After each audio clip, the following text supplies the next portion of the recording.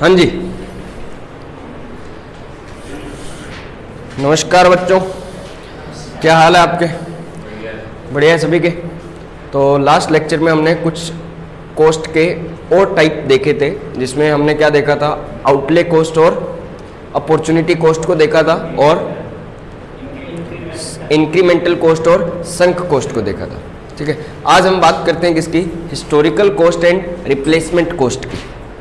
Historical cost simply किसको बोला जाएगा? सुनो, आपने एक मशीन खरीदी, मान लेते हैं 2014 में एक मशीन खरीदी 2014 में, कितने रुपए की? 5 लाख रुपए की। अब ये मशीन की जो लाइफ थी वो आपकी कितनी थी? 5 साल की। ये मशीन की जो लाइफ थी वो कितने की थी? 5 साल की लाइफ थी। तो 5 साल बाद 2019 में क्या आप इस मशीन को रिप्लेस करके इसकी जगह दूसरी मशीन लेके आओगे? बोलो, इसकी जगह दूसरी मशीन लाओगे नहीं लाओगे? लाओगे। अब यहां पे जब आप दूसरी मशीन लेके आ रहे हो, इस मशीन की जो कॉस्ट पड़ी वो आपको कितनी पड़ी? 6 लाख की। तब हमारे लिए ये कॉन्सेप्ट है, सिंपल सा यही है। तो ये जो 5 लाख है ये आपका क्या माना जाएगा? हिस्टोरिकल कॉस्ट, कि जब आपने खरीदी थी तब इस मशीन की वैल्यू क्या थी, और जब आपने इस मशीन को रिप्लेस किया, रिप्लेस करके जब दूसरी मशीन लेके आ रहे हो, तो उस मशीन रिप्लेसमेंट कॉस्ट, उस मशीन को रिप्लेस करने की कॉस्ट आपकी क्या आ गई? 6 लाख रुपए। तो ये आपकी क्या हो गई है? Replacement cost. अब जनरली एक बात देखो कि रिप्लेसमेंट कॉस्ट कम होती होगी हिस्टोरिकल से या ज़्यादा होती होगी? ज़्यादा होती होगी। क्यों? क्योंकि महंगाई भी होती है, प्लस इसके अलावा टेक्नोलॉजी वगैरह भी बढ़ती है, तो फिर उसकी कॉस्ट भी बढ़ेगी। तो जनरली जो है वो रिप्लेसमेंट कॉस्ट क्या होती है? आपकी हिस्टोरिकल कॉस्ट से ज़्यादा होती है। सिंपल सा फंडा था आपका। तो पढ़ेंगे हिस्टोरिकल कॉस्ट और replacement cost. Historical cost refers to the cost incurred in the past, आपने पास्ट में जो कॉस्ट इनकर की on the acquisition of a productive asset such as machinery, building etcetera. ठीक है, ये बात कंफर्म है? हाँ जी। सेकंड, रिप्लेसमेंट कॉस्ट कौन सी होती है? Replacement cost is the money expenditure that has to be incurred for replacing an old asset. एक मशीन को रिप्लेस जब हम कर रहे हैं, एक एसेट को रिप्लेस करके जब दूसरी एसेट ला रहे हैं, तो उसकी रिप्लेसमेंट जो होगी, वो जो कॉस्ट आएगी, वही आपकी क्या है? रिप्लेसमेंट कॉस्ट होगी। ठीक है, तो हम क्या बुलाते हैं जनरली? क्या होता है बताओ? Instability in prices makes these two cost differ, क्योंकि दोनों टाइम में क्या है? डिफरेंस आ रहा है, इन्फ्लेशन चेंज होती है, टेक्नोलॉजी चेंज होती है, तो स्टेबल नहीं रहता है। तो इनस्टेबिलिटी की वजह से क्या हो रहा है? आपकी रिप्लेसमेंट कॉस्ट जो होती है वो जनरली क्या होती है? ज़्यादा होती है। किससे? हिस्टोरिकल कॉस्ट से। ठीक है,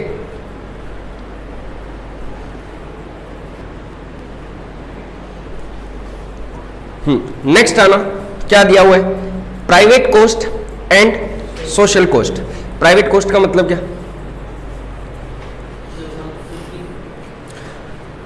हमने एक प्रोडक्ट बनाया, उस प्रोडक्ट को बनाने के लिए कॉस्ट लगी, रॉ मटेरियल की, लेबर की। ये कॉस्ट जो है वो आपकी क्या है? प्राइवेट कॉस्ट है।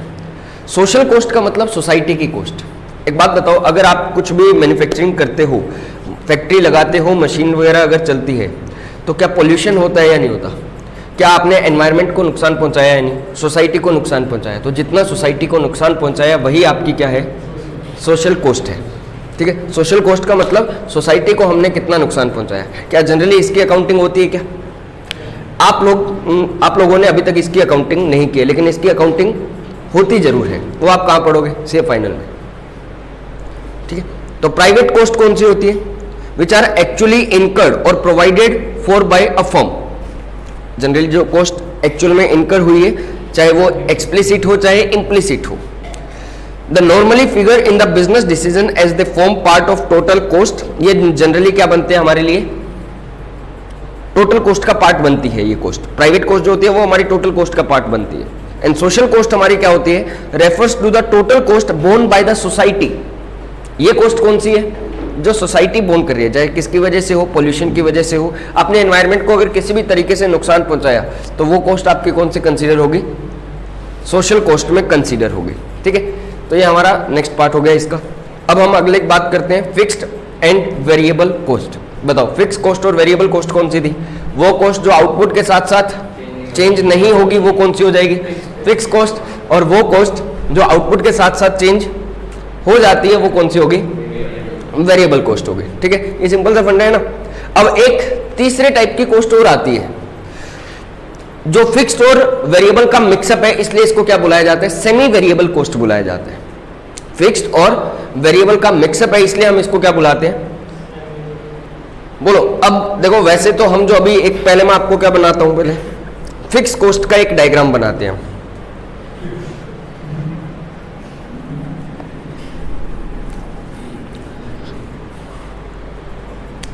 पहले फिक्स कॉस्ट की बात करते हैं। सुनो, फिक्स कॉस्ट की अगर बात करें तो आउटपुट कितना भी हो, हमारी कॉस्ट क्या रहती है? सेम रहती है। तो हमने क्वांटिटी चाहे कितनी भी बनाई हो, हमारी फिक्स कॉस्ट क्या रहने वाली है? सेम। अच्छा, एक बात बताओ, यहां पे स्टूडेंट आए या ना आए, रेंट लगेगा या नहीं लगेगा? ऐसे ही अगर क्या रखी हुई है? लेबर रखी हुई है, और लेबर कैसी है? परमानेंट लेबर है। चाहे आउटपुट बने या ना बने, उस लेबर को पेमेंट करना पड़ेगा या नहीं? जनरली दुकानों के अंदर आपने देखा होगा, आप कुछ लोग रखते हो, वर्कर्स रखते हो, चाहे आपका प्रोडक्ट सेल हो या ना हो, उनको तो सैलरी पे करनी पड़ेगी या नहीं? करनी पड़ेगी। तो चाहे आपने एक यूनिट बनाई और चाहे बनाई भी नहीं, तो आपकी मान लेते हैं कॉस्ट कितनी आ रही थी? फिक्स कॉस्ट कितनी है? 100 रुपए। आपने 0 यूनिट का प्रोडक्शन किया, आपकी कॉस्ट कितनी आई? 100। लगेगी लगेगी ये तो। 1 यूनिट बनाया तब भी 100, 2 बनाया तब भी 100, क्योंकि ये कॉस्ट आपकी क्या है? फिक्स है। तो ये तो फिक्स रहने वाली है। तो आपका अगर मैं डायग्राम बनाऊं इसका, तो डायग्राम क्या बनेगा? इधर मैं क्या नीचे क्या रखूंगा? क्वांटिटी, और इधर मैं इधर क्या रखूंगा? Fix cost. तो चाहे एक 0 बनाऊं, चाहे 1 बनाऊं, चाहे 2 बनाऊं, चाहे 3 बनाऊं, आपकी कॉस्ट हमेशा क्या रहेगी? 100 रुपए। आपकी कॉस्ट हमेशा क्या रह रही है? 100 रुपए। तो ये आपका क्या बन गया? फिक्स कॉस्ट का डायग्राम बन गया। पक्का। सेकंड हम क्या लेते हैं? Variable cost. हालांकि वेरिएबल कॉस्ट का अभी जो डायग्राम बनाऊंगा और बाद में जो बनाऊंगा वो थोड़ा सा क्या हो जाएगा? चेंजेस हो जाएगा। दोनों में लॉजिक सही लगेगा। ठीक है, दोनों में तरीका सही लगेगा। अब पहले तो ये बताओ, क्या वेरिएबल कॉस्ट सेम रहती है?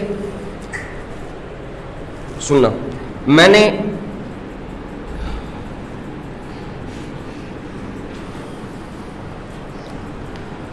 एक यूनिट बनाई, मान लेते हैं मैं क्या बना रहा हूं? शर्ट बना रहा हूं। ठीक है, शर्ट अगर बनाते हैं तो कपड़ा लगेगा। अब रॉ मटेरियल एक कपड़ा बनाने पे मान लेते हैं वो कुछ जो कपड़ा लग रहा है, एक शर्ट बनाने में जो कपड़ा लगा वो हमारा कितना लगा? मान लेते 300 रुपए का कपड़ा लगा।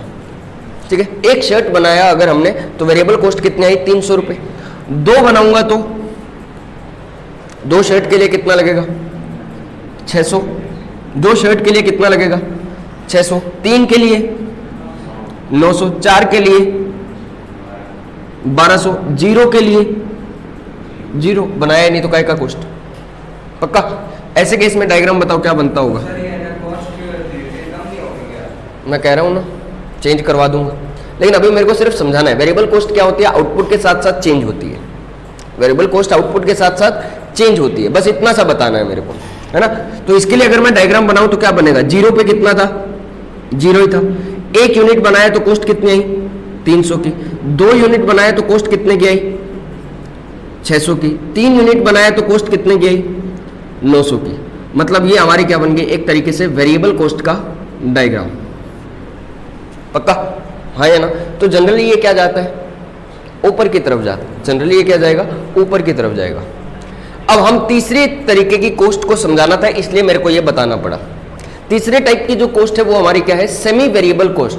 मतलब ऐसी कॉस्ट जो ना पूरे तरीके से फिक्स्ड है, ना पूरे तरीके से वेरिएबल है। मतलब उस कॉस्ट के अंदर कुछ पार्ट फिक्स का भी है और कुछ पार्ट वेरिएबल का भी है। सर ऐसे कुछ खर्चे हो सकते हैं क्या फिक्स और वेरिएबल दोनों हो? हाँ, जैसे कि इलेक्ट्रिसिटी। एक बात बताना, अगर आप मान लेते 2 महीने के लिए घर से बाहर भी हो, घर पे कोई इलेक्ट्रिसिटी कंजम्पशन हुआ ही नहीं, जनरली इलेक्ट्रिसिटी का जो बिल आता है वो कैसे आता है? जितनी यूनिट्स आप कंज्यूम करोगे उतना आपका बिल बढ़ता जाएगा, तो वो आपका क्या हो गया? वेरिएबल। लेकिन अगर 2 महीने आप घर से बाहर भी हो तब भी बिल आता है या नहीं आता? तब भी बिल आता है। क्यों? फिक्स चार्जेस लेते ही लेते हैं। वो कहते हैं कि भले आप यूनिट्स कंज्यूम करो या ना करो, कुछ ना कुछ बिल तो आपको पे करना ही पड़ेगा। ये कॉस्ट कैसी है बताओ? इलेक्ट्रिसिटी बिल कैसा हो गया? Semi variable. कुछ पार्ट आपका फिक्स का भी है उसमें, मतलब भले मैं यूनिट्स कंज्यूम ना करूं फिर भी मेरा खर्चा लगता है, ठीक है। कुछ पार्ट तो फिक्स का भी है, लेकिन अब जैसे मैं यूनिट कंज्यूम करने लगूंगा उससे ऊपर क्या होने लगेगा, वो वेरिएबल भी बन जाएगा। तो इलेक्ट्रिसिटी बिल के अंदर फिक्स्ड और वेरिएबल दोनों ही कवर हो रही है। तो ऐसे केस में अगर मैं डायग्राम बनाना चाहूं तो कैसा बनाऊं? अगर बताओ मैंने 0 यूनिट्स कंज्यूम की, 0 यूनिट्स कंज्यूम की, तब भी कुछ बिल आएगा या नहीं आएगा? मान लेते कितना आएगा, 100 रुपए बिल आएगा। 1 यूनिट कंज्यूम करता हूं तो अब बढ़ेगा, मान लेते हैं 9 रुपए, 10 रुपए यूनिट है तो कितना हो गया, 110, फिक्स तो लगेगा ही। तो 0 पे कितना था, 100, और 1 पे कितना हो गया, 110, 2 पे कितना हो गया, 120। तो मतलब अब आगे का जो है पार्ट वो क्या बनेगा हमारा, यहां से अगर देखें तो क्या बन गया, वेरिएबल। लेकिन इतना पार्ट हमारा क्या था, फिक्स था। इतना पार्ट हमारा फिक्स था, लेकिन ये वाला जो पार्ट है वो हमारा क्या रहा, वेरिएबल। ये डायग्राम समझ आ रहा है क्या? इस डायग्राम में हमें क्या देखने को मिल रहा है कि ना तो ये कंप्लीट फिक्स्ड है एंड ना ये कंप्लीट वेरिएबल है। हमारा ये मान लेते हैं कि टोटल 120 रुपए का खर्चा हुआ, तो क्या 120 में से बताओ, 120 में से फिक्स तो कितना है, 100 है ही, और 20 रुपए क्या है, वेरिएबल है। तो इस टोटल के अंदर कुछ पार्ट फिक्स का भी है एंड कुछ पार्ट वेरिएबल का भी है। इसीलिए मैं यहां के लिए कह रहा हूं, बताओ यहां के लिए ये पूरा का पूरा अगर मैं देखूं, दो यूनिट कंज्यूम करने पे 120 रुपए का जो खर्चा आया, ये पूरा का पूरा फिक्स है क्या, ये पूरा का पूरा वेरिएबल है? नहीं, इतना इसमें से फिक्स था और इतना इसमें से वेरिएबल था, पक्का। इसलिए इसको क्या बुलाया, सेमी वेरिएबल, ना फिक्स ना वेरिएबल, दोनों ही है इसमें कंपोनेंट, पक्का। तो ये फिक्स्ड और वेरिएबल की बात की, और तीसरा हमारा क्या आ गया, सेमी वेरिएबल। अब एक तरीके की और भी कॉस्ट है। कई बार क्या होता है, एक बात बताओ, मान लेते हैं आपने एक रेस्टोरेंट ओपन किया, रेस्टोरेंट ओपन करते हैं तो वहां पे आपको क्या रखने पड़ेंगे, कुछ वेटर वगैरह या कुछ लोग रखने पड़ेंगे, कुछ वर्कर रखने पड़ेंगे। अब एक बात बताना, अगर आप वहां पे आपके पास में एक कस्टमर आता है, एक कस्टमर आता है, ये मान लेते हैं कोई कस्टमर नहीं आता, क्या एक वेटर कम से कम रखना पड़ेगा, एक तो रखना ही पड़ेगा कम से कम। अच्छा, एक कस्टमर आया, क्या एक वेटर से काम चल जाएगा? हाँ। 2 कस्टमर आए, चल जाएगा। 3 आए, चल जाएगा। 4 आए, चल जाएगा, मान लेते हैं। 5 आए, चल जाएगा। 6 आए, अब नहीं चलेगा। एक वेटर कितने लोगों को संभालेगा? मैक्सिमम हमने मान लिया 5 लोगों को संभाल सकता है वो। एक बात बताना, अगर आप 5 कस्टमर्स को, मतलब 5 लोगों को सर्विस दे रहे हो, या 5 लोगों, यूं मैं ये बोल सकता हूँ कि अगर 5 यूनिट्स अगर हम क्या कर रहे हैं, प्रोडक्शन कर रहे हैं, तो आपका खर्चा कांस्टेंट था। लेकिन जैसे ही 5 से किस पे गया, 6 पे गया, क्या कॉस्ट बढ़ानी पड़ेगी? मतलब एक वेटर बढ़ाना पड़ेगा। वेटर बढ़ाने का मतलब क्या, आपकी कॉस्ट बढ़ गई, आपकी कॉस्ट बढ़ गई। अब इसको क्या बोलो, फिक्स के वेरिएबल? ना तो इसको फिक्स बोलो ना वेरिएबल बोलना, कुछ नहीं बोलना। इसके लिए एक अलग ही नाम दिया गया। क्या नाम दिया गया? Stair step variable cost. Stair step का मतलब, इसका जो डायग्राम बनेगा वो किसके अकॉर्डिंग बनता है, स्टेयर के जैसा बनता है। तो इसलिए इसको क्या बुलाया हुआ है, स्टेयर स्टेप वेरिएबल कॉस्ट। जैसे सुनना,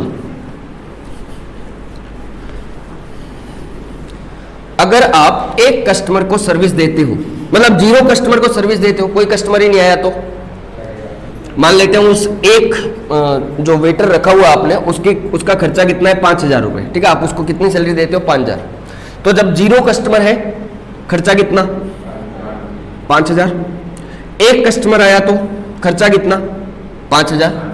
2 आए तो तब भी 5,000। 3 आए तो तब भी 5,000। 4 आए तो तब भी 5,000, एक ही वेटर काफी है। 5 आए तो तब भी 5,000, मतलब यहां तक तो क्या रहा, 5,000 का ही रहा। लेकिन जैसे ही 6 कस्टमर आए, आपको ये क्या करना पड़ेगा, बढ़ाना पड़ेगा। अब आपका खर्चा उतना नहीं ले सकते। अब आपका खर्चा कितना हो गया, 6,000 हो गया। अच्छा आप बताओ, 7 कस्टमर आए तो 2 संभाल लेंगे, मतलब खर्चा कितना रहेगा, 10,000 ही रहेगा। 2 पे खर्चा कितना रहेगा, 10,000 ही रहेगा। 7 पे 10,000। 8 कस्टमर आए तब भी 10,000। 9 कस्टमर आए तब भी 10,000। 10 कस्टमर आए तब भी 10,000, मतलब 10 यूनिट्स तक आपका खर्चा क्या रहा, 10,000। लेकिन जब क्या हो जाते हैं, 11 हो जाते हैं, तब एक बिल एक और बढ़ाना पड़ेगा। सर आप ये ऐसे साथ साथ क्यों लिख रहे हो, अलग अलग लिख लो। अलग अलग लिखने में भी दिक्कत नहीं है, डायग्राम थोड़ा ज्यादा आगे चला जाएगा। अलग अलग लिख लो, कोई दिक्कत नहीं है। ऐसे मतलब ये आप पूरा खुला खुला लिख लो, 1 2 3 4 5, तो मेरे को एक सीढ़ी ऐसी पूरी बनानी पड़ेगी एंड उसके बाद में ऊपर लेके जाना पड़ेगा, इसलिए मैंने साथ साथ लिख दिया। ठीक है, उसमें कोई दिक्कत नहीं है, आप अलग अलग भी बना सकते हो। मतलब अगर 11 कस्टमर हो गए तो अब आपका खर्चा वेरिएबल हो गया, अब वेरिएबल हो गया है ना, तो अब बढ़ाना पड़ेगा, तो वापस फिर अब खर्चा कितना हो गया 15,000। तो ये खर्चा बताओ, फिक्स्ड वेरिएबल कुछ नहीं बोला, इसको क्या बोला, क्योंकि इसका डायग्राम जो बनेगा वो कैसा बनेगा, स्टेयर के जैसा बनेगा, तो इसलिए क्या बोला, स्टेयर स्टेप वेरिएबल कॉस्ट। इसकी खासियत क्या है, कुछ प्रोडक्ट तक एक लिमिट तक क्या रहता है, ये खर्चा फिक्स रहता है, उसके बाद में क्या हो जाता है, वेरिएबल हो जाता है, चेंज हो जाता है। पक्का? तो ऐसे कॉस्ट को हम क्या बुलाते हैं, स्टेयर स्टेप वेरिएबल कॉस्ट। हाँ जी, तो यहां पे अब हमारा कंप्लीट होता है क्लासिफिकेशन ऑफ कॉस्ट, मतलब कितने टाइप की कॉस्ट होती है, बड़ी अलग अलग तरीके की कॉस्ट पड़ी है। अच्छा ध्यान रखना, जो मतलब जिन दो को मैंने साथ रखा है उन दो को ही रखना, ऐसे मत कह देना कि सर फिक्स कॉस्ट तो प्राइवेट कॉस्ट भी हो सकती है, मैं मना नहीं कर रहा हूं, लेकिन जब फिक्स के साथ अगर कंपैरिजन करोगे तो वेरिएबल का करना, प्राइवेट के साथ अगर कंपैरिजन करोगे तो सोशल का करना है, संक के साथ अगर कंपैरिजन करोगे तो इंक्रीमेंट का करना है, आउटले के साथ कंपैरिजन करोगे तो अपॉर्चुनिटी का, और एक्सप्लिसिट के साथ कंपैरिजन करोगे तो, ठीक है, मतलब ऐसे सभी को मिक्स मत लेके आ जाना, ये डिफरेंट टाइप ऑफ क्लासिफिकेशन है। हाँ या ना, एक बच्चा कभी ये भी कंफ्यूज हो जाता है कि है तो ये भी प्राइवेट कॉस्ट, तो ये हो सकते हैं, उसमें मना नहीं है। डिफरेंट टाइप ऑफ कैपिटल पढ़े थे ना, क्या पता कब पढ़े थे,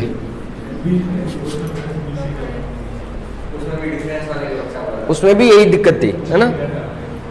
चलो अब हम नेक्स्ट आते हैं हमारे कॉस्ट फंक्शन के ऊपर।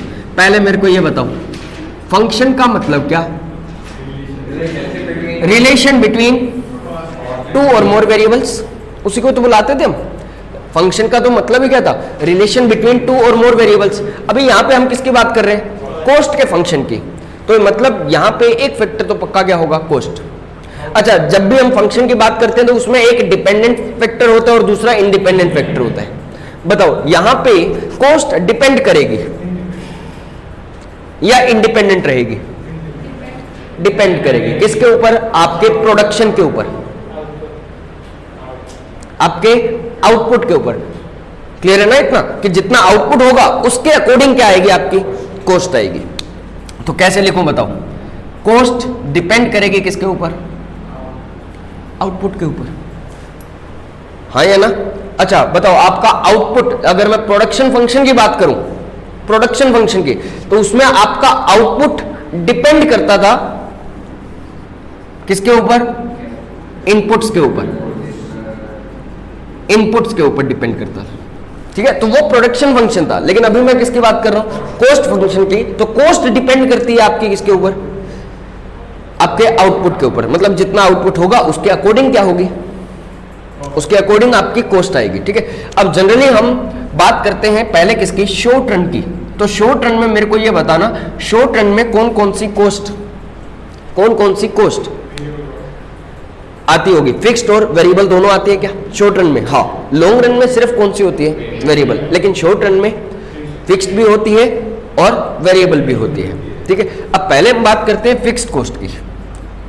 चलो पहले दोनों साथ में ही बात कर लेते हैं, कोई दिक्कत है नहीं। आपकी ये है फिक्स कॉस्ट, ये है टोटल फिक्स कॉस्ट और ये है आपकी टोटल वेरिएबल कॉस्ट। ठीक है, बताओ 0 यूनिट बनाओगे तो क्या फिक्स कॉस्ट कुछ होगी, हाँ फिक्स होगी। मान लेते हैं कितने रुपए, 100 रुपए।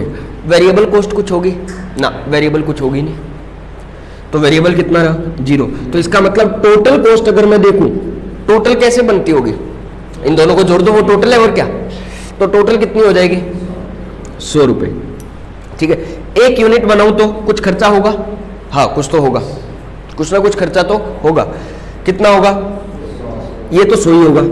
यहां पे आप बता दो सर, चलो तो मैंने आपको बता दिया, यहां कितना होगा,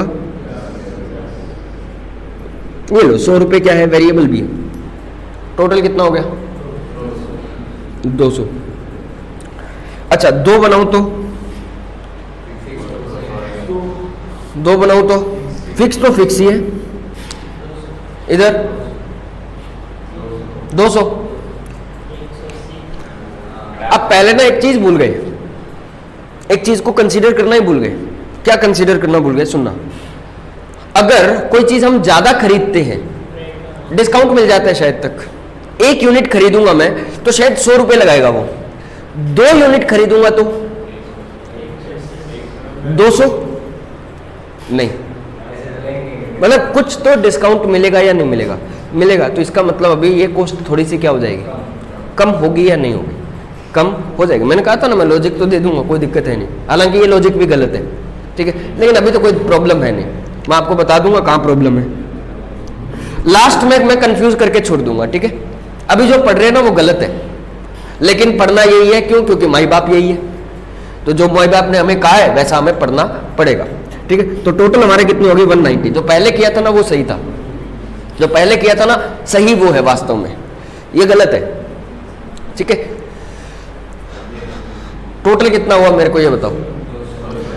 200, 290। अच्छा 3 पे ये तो सो ही रहेगा, इसमें चेंज नहीं होगा। यहां पे कुछ चेंज होगा क्या? यहां पे कुछ चेंज होगा क्या? हाँ, कॉस्ट बढ़ेगी या नहीं बढ़ेगी? बढ़ेगी तो सही। एक बात बताओ, टोटल वेरिएबल कॉस्ट आपकी क्या हो रही है? वेरिएबल कॉस्ट बढ़ी रही है ना, ये तो कॉन्सेप्ट क्लियर है। प्रोडक्शन बढ़ेगा तो वेरिएबल कॉस्ट तो इंक्रीज होगी ही होगी, बस बात ये है किस रेट से होगी। तो यहां पे किस रेट से होगी? मान लेते कितना हो गया, 270 कर लेते हैं, ठीक है। टोटल कितना हो गया?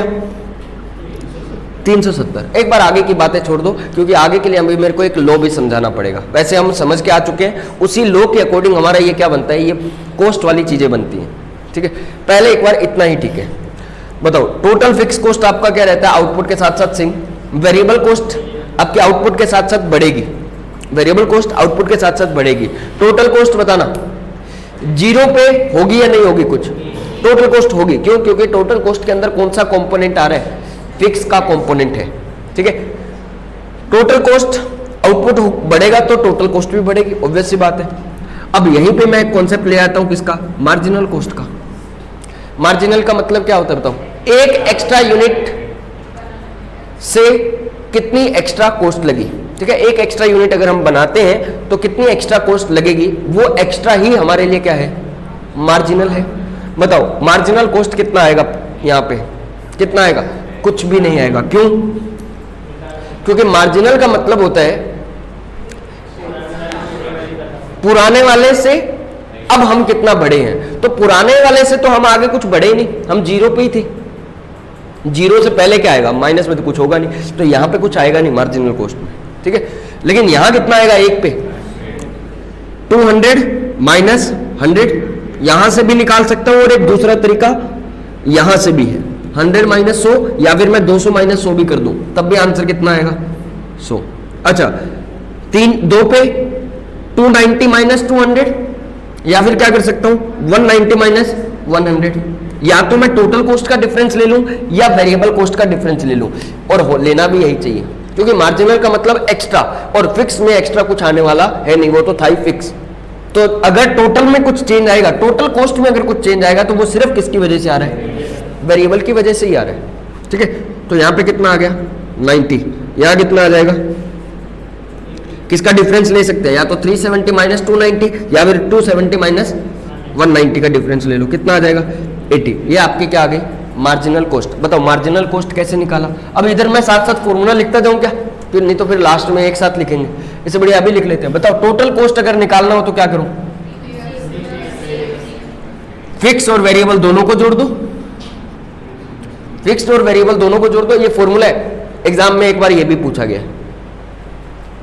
हाँ, कई मैं कह रहा हूं ना, इको का पेपर बड़ा मजेदार आता है। बताओ ऐसी चीजें पूछ ली गई पेपर में, एक ऑप्शन ये दिया था और उसमें से ये पूछा था बताओ कौन सा स्टेटमेंट करेक्ट है, और इसमें एक ऑप्शन ये था, तो वैसी बात है यही सही था, ठीक है। अच्छा अब मेरे को इसी से 2 फॉर्मूले और बन सकते हैं। देखो फॉर्मूला बनाने की बात हो तो इधर कितने भी बनाते जाओ। क्या कि अगर मेरे को क्या निकालना है? टीवीसी निकालना है, तो कैसे निकालूं? टीसी माइनस टीएफसी, या फिर अगर टीएफसी निकालना है तो क्या करूं? टीसी माइनस टीवीसी, ठीक है। हाँ अगला बात करो मार्जिनल कॉस्ट, ये कैसे निकाला? मार्जिनल कॉस्ट बताओ कैसे निकाला? दो तरीकों से। ओ मार्जिनल कॉस्ट हमने कैसे निकाला? या तो मैं टीवीसी की हेल्प से निकाल सकता हूं और या फिर मैं टीसी की हेल्प से भी निकाल सकता हूं। ठीक है, दोनों ये सेम है, कोई डिफरेंस आएगा नहीं, सेम ही आंसर आएगा। ये हमारा क्या हो गया? मार्जिनल कॉस्ट का हो गया। अब आगे अगर मेरे को क्या निकालना है? एवरेज भी निकाल सकते हैं हम इनके, किनके? इसका भी एवरेज निकाल सकते हैं, इसका भी एवरेज निकाल सकते हैं और इसका भी एवरेज निकाल सकते हैं। तो एवरेज निकालते हैं। इस बार हमें एवरेज फिक्स कॉस्ट निकालनी है, एवरेज वेरिएबल कॉस्ट निकालनी है और एवरेज कॉस्ट निकालनी है। एवरेज कॉस्ट बताना कितनी कितनी आएगी। चलो पहले एवरेज फिक्स कॉस्ट की बात करते हैं। यहां पे 100 डिवाइड बाय 0 मतलब कितना? इनफाइनाइट। तो इनफाइनाइट क्या लिखना है? ऐसे ही छोड़ दो। ठीक है, 100 डिवाइड बाय 1 कितना आया? 100। 100 डिवाइड बाय 2 50। 100 divide by 3 33.33। ठीक है, यहां की बात करते हैं। टीवीसी की बात अगर करें तो कितना आएगा? यहां पे कुछ आएगा क्या? कुछ नहीं आएगा। 100 डिवाइड बाय 1 100। 190 डिवाइड बाय 2, अरे बोलो 95। 270 डिवाइड बाय 3 90। एवरेज कॉस्ट बताना। यहां पे तो कितना आएगा? कुछ होगा नहीं, बताओ। 200 डिवाइड बाय 1 200। हाँ, उसके बाद 290 डिवाइड बाय 2 145 और 370 डिवाइड बाय 3 123.33। कर लेना, इतना ही आएगा। अब बताओ average fix cost, average variable cost, ये सब कैसे निकाले हैं? टोटल में डिवाइड। देखो एवरेज तो निकालते कैसे हो? मीन किया हुआ है क्या कभी? नहीं किया हुआ तो स्टेट्स में कर लेना। ठीक है, एवरेज कैसे निकालते हो? टोटल में जितने भी नंबर्स है उसका डिवाइड करते हो। तो यही तो मैं कर रहा हूं। एवरेज निकालना है तो टोटल डिवाइड बाय क्वांटिटी कर रहा हूं। अभी एवरेज फिक्स निकाल रहा हूं तो टोटल फिक्स में ही डिवाइड करूंगा क्वांटिटी का। एवरेज वेरिएबल निकाल रहा हूं तो टोटल वेरिएबल में डिवाइड करूंगा क्वांटिटी का। और एवरेज कॉस्ट निकाल रहा हूं तो एवरेज में टोटल कॉस्ट में डिवाइड करूंगा। ठीक है, इसी का तो क्या हो जाएगा फॉर्मूला बताओ? एएफसी का अगर मैं फॉर्मूला लिखूं तो क्या बनेगा बताओ? TFC divide by quantity. एक तो ये बना, एक फॉर्मूला और बन सकता है, वो क्या बन जाएगा? चलो वो लास्ट में निकाल लेंगे क्या बनता है। एवरेज वेरिएबल कॉस्ट का बताओ? TVC divide by quantity. और एवरेज कॉस्ट का बताओ? TC divide by quantity. Clear है इतना? पक्का? अब एवरेज कॉस्ट का एक फॉर्मूला और बन सकता है। हमें एवरेज कॉस्ट निकालनी है ना अगर, तो मैं या तो क्या करूं? टीएफसी में डिवाइड करूं 1 का और क्वांटिटी का। जैसे कि अगर मेरे को क्या निकालना है? 2 यूनिट पे निकालना है तो क्या करूं? 290 डिवाइड बाई 2 तब 145 आएगा। नहीं तो एक दूसरा तरीका और है, वो क्या कर लूं?